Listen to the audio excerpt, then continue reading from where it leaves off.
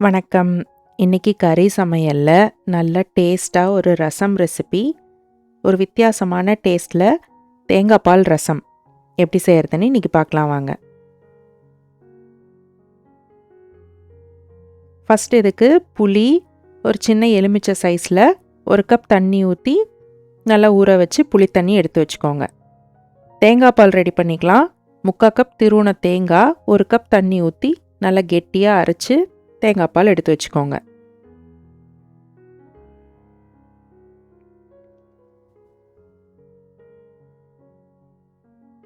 இப்போ இதுக்கு மசாலா தயார் பண்ணிடலாம்.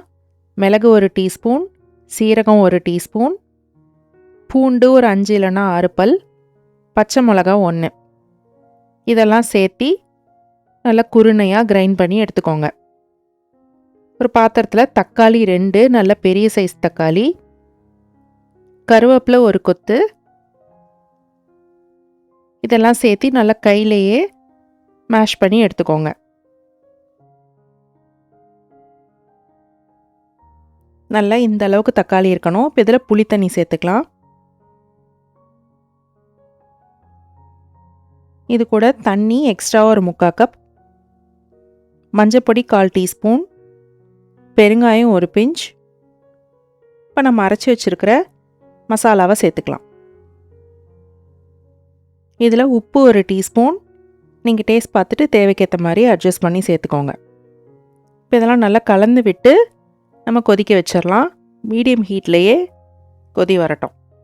கொத்தமல்லி இலை ஒரு 3 டேபிள் ஸ்பூன் இந்த மாதிரி நறுக்கி சேர்த்துக்கோங்க.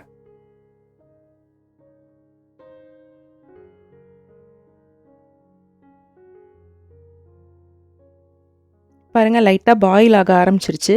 இந்த டைமில் அடுப்பை ஆஃப் பண்ணிவிட்டு நம்ம எடுத்து வச்சுருக்கிற தேங்காய் பாலை சேர்த்துக்கோங்க.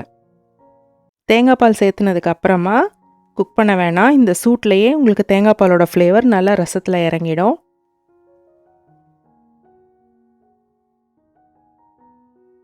இதை நல்லா கலந்து விட்டுக்கோங்க. இப்போ தாளிச்சிக்கலாம். நெய் 2 டீஸ்பூன் விட்டு கடுகு ஒரு 1/2 டீஸ்பூன்,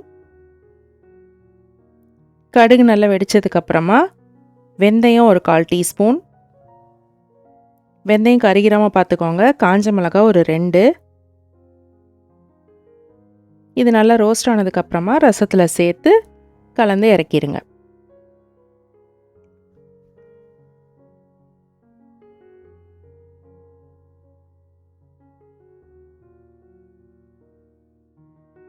அவ்வளோதாங்க, செம டேஸ்டான ஒரு ரசம் ரெசிபி. சாப்பாட்டுக்கு போட்டு சாப்பிட்டு பாருங்கள். ஒரு ஆம்லேட் போதும். லஞ்ச் முடிஞ்சது. செஞ்சு பார்த்துட்டு எப்படி இருந்ததுன்னு கமெண்ட்டில் சொல்லுங்கள். பிடிச்சிருந்தால் லைக் பண்ணுங்கள். மறக்காமல் சப்ஸ்கிரைப் பண்ணுங்கள். நன்றி.